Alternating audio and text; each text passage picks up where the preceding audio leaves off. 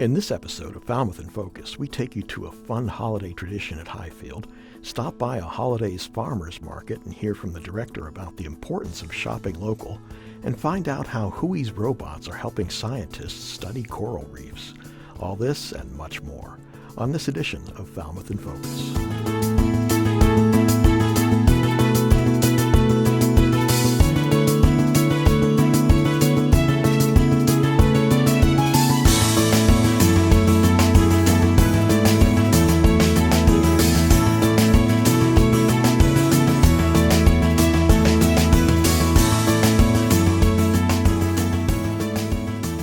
Hello and welcome to Falmouth in Focus, FCTV's current affairs program. I'm Michael Kasparian. And I am Queen Carberry Banda.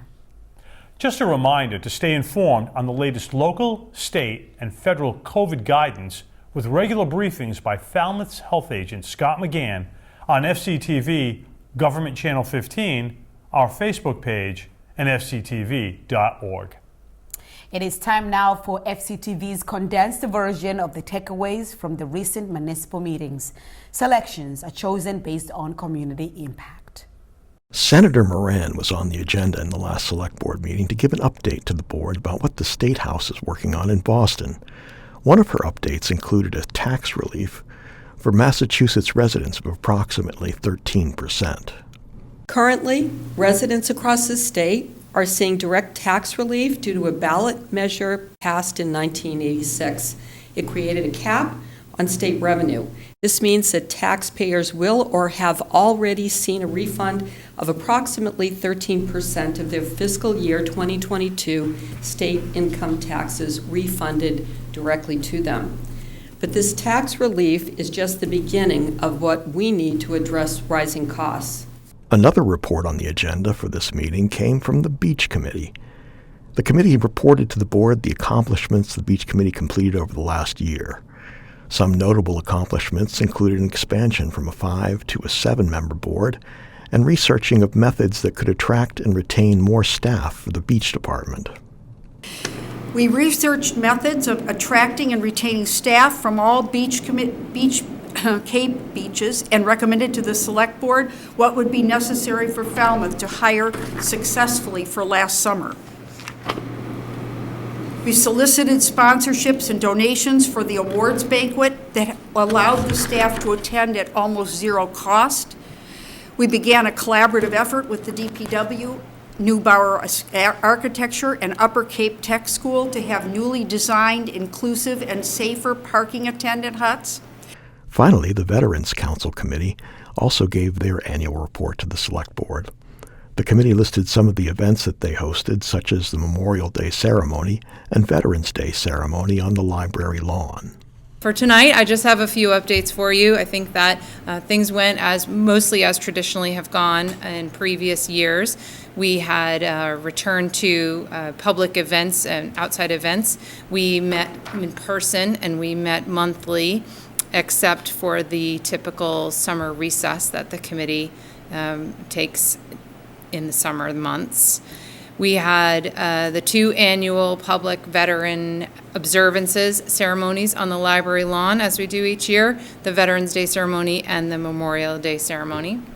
We are always looking for recommendations for keynote speakers. We're interested in people that other people come across, meet, or hear, and think might make compelling, interesting speakers for those events. So if anybody has ideas about that, we'd love to get that via email or word of mouth.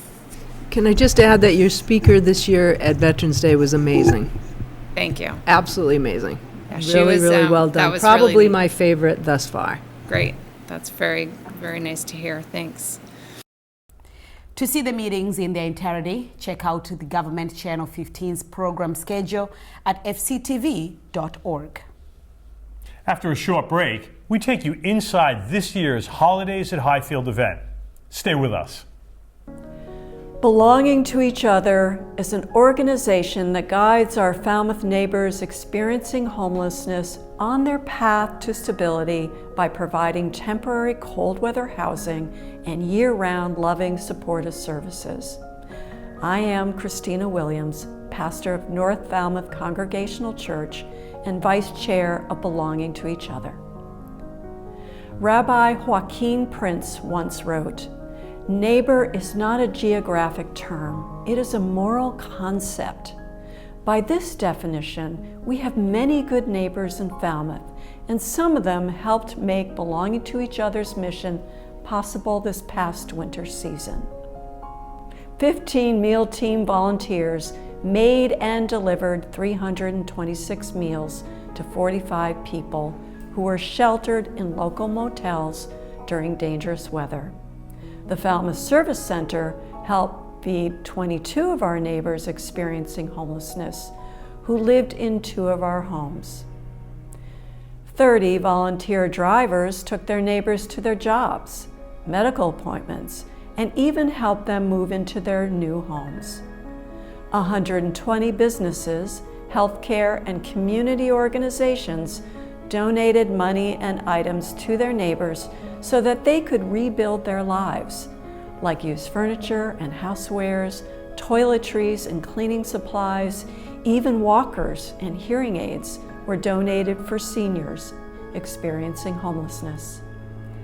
12 local congregations stocked our houses and provided needed funds and holiday meals. Many more volunteers transformed the 2 houses belonging to each other rents into temporary homes for our neighbors transitioning to stability. Even school children got involved by making valentines for our neighbors experiencing homelessness. The list goes on and on. Thank you, Falmouth, for being a place filled with good neighbors. Welcome back. Shopping locally isn't just convenient, but also a way to make an investment in your community. Yes, and that is the idea behind the Holiday Farmers Market, which returned this year at Marine Park on Scranton Avenue. Here is the organizer of that market talking about why it is so important to support local businesses. I'm a farmer by trade, and I used to vend at this market, and one of the best things about a farmer's market is, as a farmer, you are directly selling to your customer. So you're growing it, you're selling it directly into the hands of the people that are eating it. Now, this cuts out an insane amount of middleman taking money from farmers that should be in their pockets for all the hard work that they've done to grow the food. So when you're buying your food at the grocery store, that farmer is barely getting 50 cents on the dollar for what they produce. So instead, you're giving all of that money that the farmers deserve for their hard work directly to the farmers. And the benefit of that is keeping the local economy going. So our vendors, when you give them that $1 or $2 for that head of lettuce, it's directly put back into the community through local wages, through hiring, through soil amendments and soil health and just their farming practices. And so you are doing 100 good things at once when you're shopping locally at a farmer's market. It can't be understated how hard farming is from a financial perspective, especially on Cape Cod with land prices the way they are. It's really hard for them to keep their head above water. So being able to give them all of that $1 instead of having some middle person take their 50 cents for refrigerating it for a day or 2, it's the right way to buy your produce if you can, just to help the entire farm economy exist here. Because of the difficulties of this area. Our farmers all over the world are struggling right now because big companies have come in and they've put the little guys out of business, and people have forgotten how to shop directly with a farmer. So it's a great place to come and know where your food's coming from, know who grew your food, how they grew it, and what they're doing with your money. So that's kind of all the benefits that make up shopping at a local farmer's market and why it's so wonderful when you can do it. And I will highlight that we take SNAP benefits here. And every year I want to hit that drum really hard, is that local food sometimes can feel inaccessible to people, especially lower income people, because it involves a lot more food prep, it involves a lot more cooking, things that you might not be used to. and sometimes it feels more expensive. And certain things might be, an heirloom tomato in the summer is definitely going to cost more here than it might at the market. But again, you're giving all of that money to the person growing it, and that just improves their livelihood and their ability to produce more food in the future. But when you're on SNAP benefits and you're budgeting, we have some amazing programs here that double the amount of SNAP money you have. Literally, we give a bonus every week if you're on a SNAP. It's a $10 of free produce that we give you every week if you come use your SNAP benefits here at the market. And then there's also a benefit that is only available at farmers markets called the HIP benefit, which I tell people about all day long. That's like my spiel that I give all day long, is that if you are on SNAP, you have $40 sitting on your card that is specifically noted for farmers markets and can only be accessed directly at farmers markets. And so we encourage anybody on SNAP to please come down to the farmers market, come use your SNAP benefits, and talk to us about all the benefits that come with having SNAP at the farmers market. The Falmouth Farmers Market is closed now for the season, but will return again in the spring on Thursday afternoons from 12 p.m. to 5 p.m. It features fruits, veggies, and so much more. Another holiday tradition in town has also just started. Highfield is celebrating its 16th annual Holidays at Highfield celebration, and we get a special sneak peek at this year's event. This year marks our 16th anniversary of Holidays at Highfield, and we're super excited. We have event designer Rita Pacheco coming back again, and the theme this year is Home for the Holidays. Now, Home for the Holidays evokes different thoughts and feelings in different people.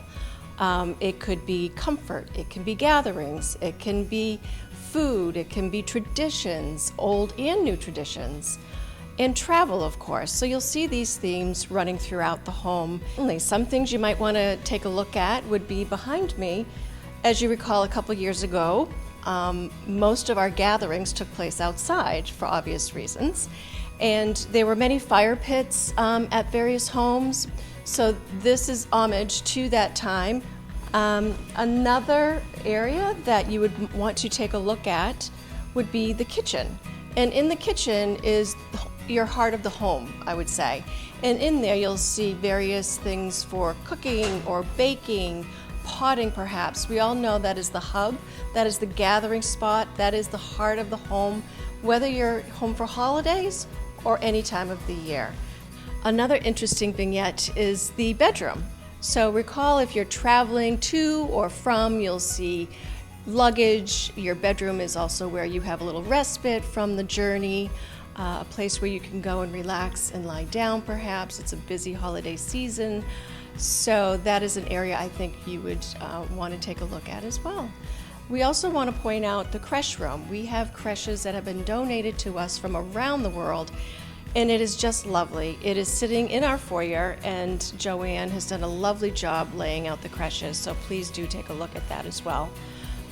Another thing not to be missed, as you all know, is the gift gallery, and it is full and brimming with artisan gifts like never before, I have to say. We also have, again this year, a craft room where young and old can come and sit and relax, and paper folding, painting, whatever your heart's desire. There are crafts there for young and old to take advantage of. We open this Friday, November 25th, the day after Thanksgiving, for that weekend, and then Thursday through Sunday, the following consecutive weekends. We close on Sunday, December 11th, so please mark your calendars. The last day to catch the incredible decorations at Highfield will be December 11th. Thanks to Alan Russell for that package. Now, the Falmouth Arts Center is hosting their annual holiday market this year with over 100 local artists participating in the sale. We stopped by and spoke with Executive Director Laura Reckford to learn more about this year's market. This is our 2022 version of the Falmouth Arts Center's Holiday Market and Gift Gallery. We have over 105 local artists and crafters whose wares are available here at the Arts Center. I think what sets us apart is it all local artists, and also that we're open every day all the way to Christmas Eve. We're free and open to the public, and the hours are Monday to Friday, 9 a.m. to 4 p.m., Saturday 10 to 4 p.m., and Sunday 1 to 4 p.m. And we have all manner of items here, from paintings, fine art photography, other wall art and sculpture, as well as a wide range of craft items, stained glass. We have wearable items. We have a number of holiday items, oodles of cards made by local artists, and just a wide range of weaving items, as well as all manner of fiber items, hand woven and hand knitted, and an enormous room full of very high-end ceramics, all made here by our local pottery teachers and our advanced students. And so our ceramics room is really one of the high points of the holiday market this year. We go all the way to Christmas Eve. So December 24th is the last day. And as I said, we are open Monday to Friday, 9 a.m. to 4 p.m., Saturday 10 to 4, and Sunday 1 to 4, all throughout the month of December. The art market will be open all through Christmas Eve. Thanks to Alan Russell for that story. And after the break, we'll hear more about a program offered at Falmouth High School. Stay with us.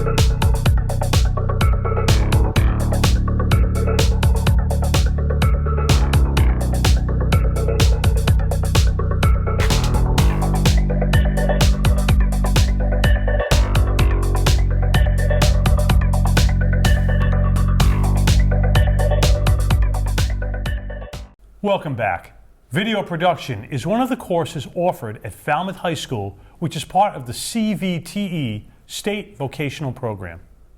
Here's more about the courses students are taking at Falmouth High School. Video production has 4 course offerings in the program. The first is Intro to Video, where students learn the fundamentals of television production through projects that give us the chance to combine video with graphics, imaging, and sound to tell a story. We learn how to plan, film, and edit an assignment using digital video tools. We work in both a TV studio and an editing lab to design and create projects. We learn about camera techniques, digital editing, audio mixing, producing video segments for use on Falmouth Educational Channel 14. We also learn about every job in a television studio and receive hands-on training to develop our skills. The next program is Advanced Video, where we continue to develop and refine production techniques through activities that use the resources of the video program. Projects include things like short films, editorials, writing original screenplays, and broadcast journalism stories.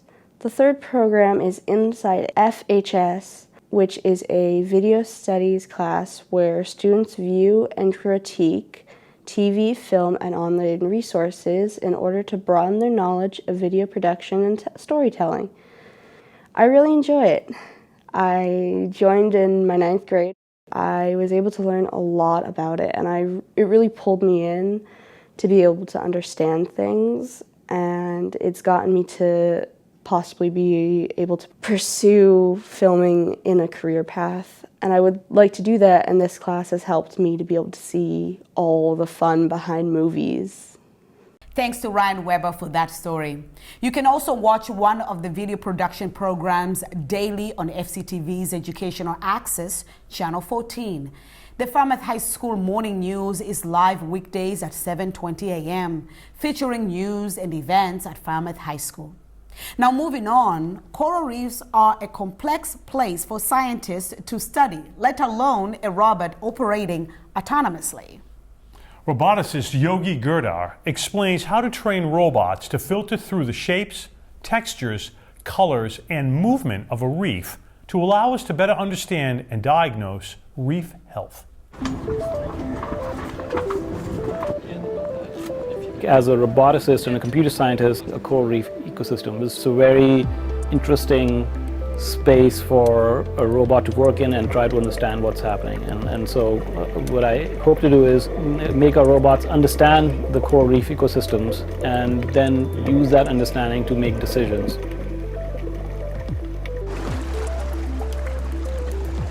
It looks like I'm tangled 2-3 track lines, then we can do a lawnmower after that. So we spend a lot of time on small boats, deploying our robots in different types of coral reef environments, testing different types of robot behaviors we have developed, and try to put them in their situations, see what they, how they behave, and try to test our algorithms. We have a bunch of robots and different students leading each experiment. There's a student who's working on following animals around. There's another student working on how species are distributed. Another student is working on how to teach robots what to pay attention to. The chance of you doing state-of-the-art stuff is much more when you have students on the project. The ultimate goal is to have a team of autonomous robots, easily deployable, widely available, monitoring coral reefs, and to be able to detect something going bad early so that we can do something about it. It's only recently that we have made this progress in machine learning and AI techniques that we have a chance to fully make a difference.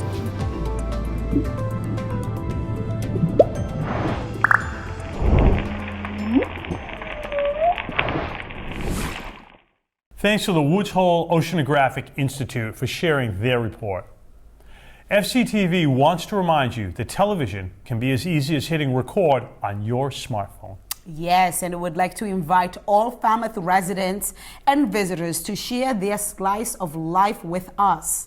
Email us your photos and videos or upload them to Facebook, Twitter, or Instagram using the hashtag MyFalmouth or Falmouth in Focus to be featured on the show.